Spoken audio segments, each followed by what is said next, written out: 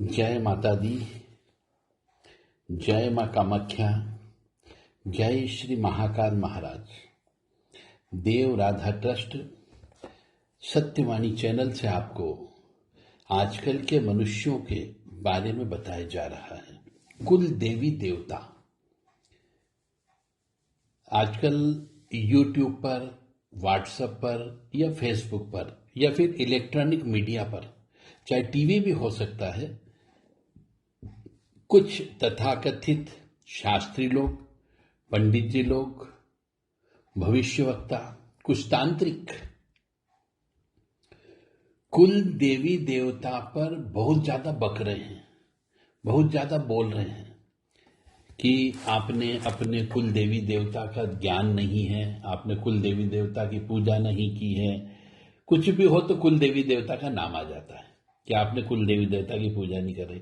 तो इतने ज्यादा प्रचार प्रसार हो गया कुल देवी देवता के बारे में कि मनुष्यों की श्रद्धा जाग गई कि हमें कुल देवी देवता की पूजा करना है। हर कोई व्यक्ति बोल रहा, जिसने कभी कुल देवी देवता की पूजा नहीं की उसने भी अपना यूट्यूब चैनल खोल करके उस पे वो बकने लगा है कि कुल देवी देवता की पूजा करो, चाहे उसको खुद को अपने कुल देवी देवता के बारे में कुछ भी नहीं मालूम, ना उनके बाप दादा बता के गए कभी, न बाप दादाओं ने कभी पूजा की, पर वो भी बक रहे कि कुल देवी देवता की पूजा करो तो आपका भविष्य सुधर जाएगा। उल्टी सीधी अनर्गल बातें करने से कोई मतलब नहीं है। तो मेरे को भी बहुत से व्यक्ति टकराते हैं कि साहब वो ये बोल रहा था, वो ये बोल रहा था, कुल देवी देवता की पूजा करना, कैसे पूजा करते हैं हमें तो नहीं मालूम, कहाँ है हमारे कुल देवी देवता ये भी नहीं मालूम। आज तक हमारे पिताजी ने नहीं बताया कि हमारे कुल देवी देवता कौन है, शादी ब्याह भी हो गई, हमारे बच्चे भी हो गए, परंतु हमें नहीं मालूम कि हमारे कौन कुल देवी देवता हैं। तो कुल देवी देवता पर इन लोगों ने भीषण श्रद्धा मनुष्यों के जेहन में, यानी मनुष्यों के शरीर में, आत्मा में उतार दी, श्रद्धा तो उतार दी। और उसका कारण यह है कि जगह जगह जो प्रवचन हो रहे हैं उनमें भी आजकल कुल देवी देवता के बारे में बोलने लगे, और कुछ इतनी ज्यादा पोस्टें इलेक्ट्रॉनिक मीडिया में आने लगी है कि उनको सुन करके, पढ़ करके कुल देवी देवता को प्रसन्न कर लिया जाए तो सब चकाचक हो जाता, मतलब कुल देवी देवता ही सब कुछ है। और सबसे कमाल की बात तो यह है कि उनमें से अधिकतर व्यक्ति जो ऐसा बात करते हैं उनको अपना कुल देवी देवता का पता नहीं। यानी मतलब यह कि बाप के जमाने से, दादाजी के जमाने से ही कुल देवी देवता की पूजा ही नहीं हो रही है। अपूजित तो समझ में भी आता है, लेकिन कुल देवी देवता का पता ही नहीं है। यानी दो चीज यहां पे आ रही है कि एक तो आपको मालूम है पर आपने कुल देवी देवता की पूजा नहीं की, और एक यहां पर यह भी आ रहा है कि कुल देवी देवता का पता ही नहीं है आपको। इसका सीधा मतलब यह है कि आपके पिताजी ने या दादाजी ने कुल देवी देवता का नाम ही नहीं बताया, आपको जगह ही नहीं बताई कि किस तरह बाप का नाम, दादा का नाम, दादी का नाम, नाना का नाम, मामा का नाम, नानी का नाम याद करवाया जाता है। उसी तरीके से कुल देवी देवता का नाम भी याद नहीं कराया गया, क्योंकि जरूरत समझी नहीं गई।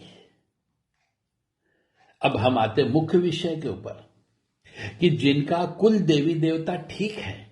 अब ये तो बहुत से लोगों ने तो बक दिया कि साहब आप कुल देवी देवता की पूजा करो, अब कुल देवी देवता को ढूंढ रहे हैं, अब मालूम ही नहीं, एक तो नाम भी नहीं मालूम, किसी को नाम मालूम है तो पूजा करने नहीं जा पा रहे हैं, और किसी को मालूम ही नहीं कि मेरे कौन कुल देवी देवता, मैं कहाँ का व्यक्ति हूं। अब हम दूसरे तरीके पे आते हैं, ये तर्क वितर्क कुतर्क की बात कर रहे हैं। अब हम मुख्य विषय पे आते हैं कि जिनका कुल देवी देवता ठीक है और पहले से पूजित भी कर रहे हैं, और सिस्टम में भी है कि वो हर साल पूजा करने जाते हैं, उनको भी तो जीवन में कष्ट की प्राप्ति होती है। देखिए, सुख और दुख ये आपके पूर्व जन्म के कर्मों की खेती के जो फल प्राप्त होते हैं उससे अच्छे बुरे फल की आपको प्राप्ति होती है।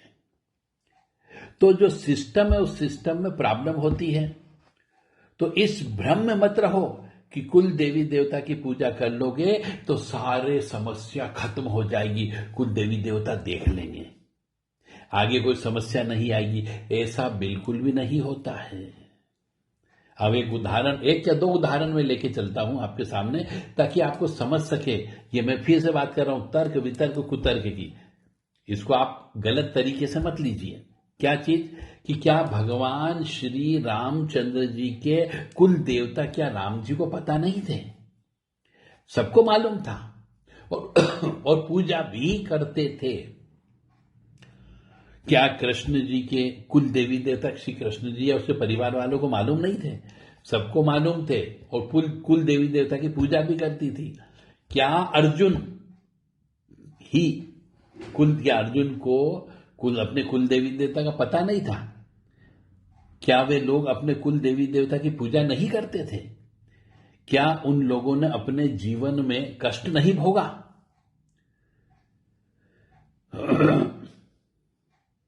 उनने भी कष्ट भोगा।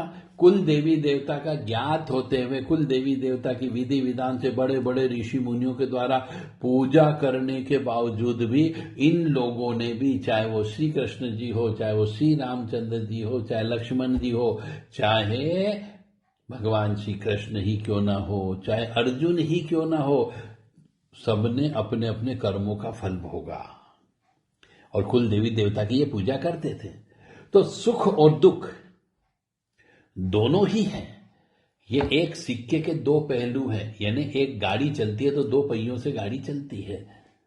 एक सुख एक दुख, एक दिन और एक रात, दोनों बनाए हैं और वह दोनों ही भोगने पड़ते हैं। अपने अपने पूर्व जन्म के पाप कर्म और पुण्य कर्मों का फल भोगना ही पड़ता है। और जब समय आता है तो वो फल आपको खाना ही पड़ता है, चाहे मीठा फल हो, चाहे रसदार फल हो, चाहे कीड़े वाला हो, चाहे वो कच्चा ही क्यों न रह गया हो। किसी को कम और किसी को ज्यादा सुख मिलता है या फिर किसी को बहुत ज्यादा दुख मिलता है। और शायद ही ऐसे व्यक्ति हैं जिसको केवल दुख ही दुख मिला हो या केवल सुख ही सुख मिला हो। जीवन में बाल्यावस्था आती है, युवा अवस्था आती है, प्रौढ़ अवस्था आती है, वृद्धावस्था आती है। ये चार अवस्था में कहीं न कहीं पे मनुष्य को जब भी ग्रह नक्षत्रों का प्रभाव होता है, पूर्व जन्म के पाप कर्मों का फल इनको भोगना ही भोगना पड़ता है।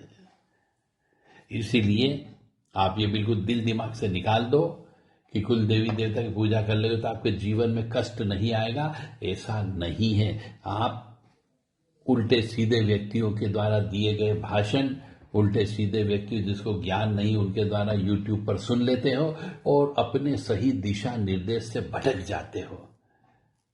सबका अपना अपना अस्तित्व है।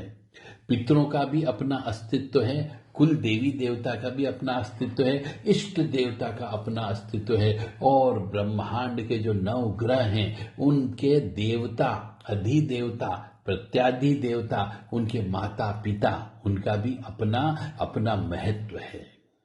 इसीलिए ये चीज दिल दिमाग से निकाल दो कि कुल देवी देवता ही सब कुछ करेंगे, ऐसा नहीं है।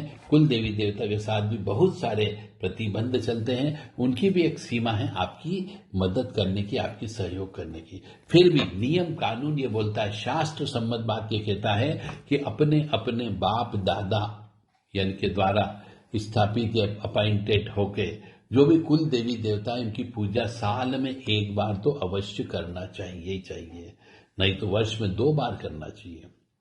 कुल देवी देवता की भी करो और साथ साथ जो श्राद्ध पक्ष आते हैं उस श्राद्ध पक्ष में अपने पितरों की सेवा अवश्य करो, तो आपको सही फल की प्राप्ति अवश्य होगी। और इष्ट देवता का भजन तो अपन रोज ही करते क्योंकि इष्ट है तो उन्हें तो याद करना ही करना पड़ेगा। जय माता दी, जय मां कामाख्या, जय श्री महाकाल महाराज। मेरी यदि वाणी से यदि किसी का दिल दुखता है, किसी की आत्मा दुखी हो, किसी का मन दुखी हुआ हो, तो मैं अभी इसी वक्त क्षमा प्रार्थी मांगता हूं। यदि किसी का दिल दुखा हो तो, और नहीं तो फिर आप इसको आगे अपने अन्य रिश्तेदारों तक पहुंचाएं ताकि वह भी समझ सके कि कितनी इस संसार में झूठ फैलाई जा रही है कि कुल देवी देवता को ढूंढो, पकड़ो, उनकी पूजा करो तो आपके सब कष्टों को दूर कर देंगे। ये सरासर झूठ है। पूजा करना है, उनका अपना महत्व है, उनको अलग पद दिया गया है और जो पद पे बैठता है उसको तो पूजना ही पूजना पड़ता है। जय माता दी।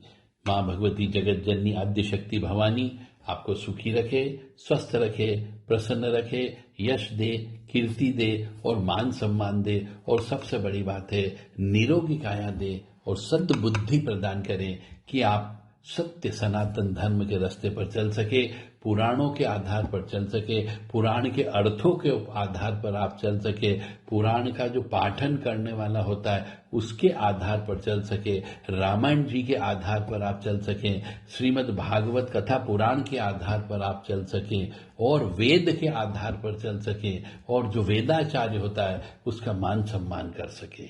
जय माता दी। जय माँ कामाख्या। जय श्री महाकाल महाराज।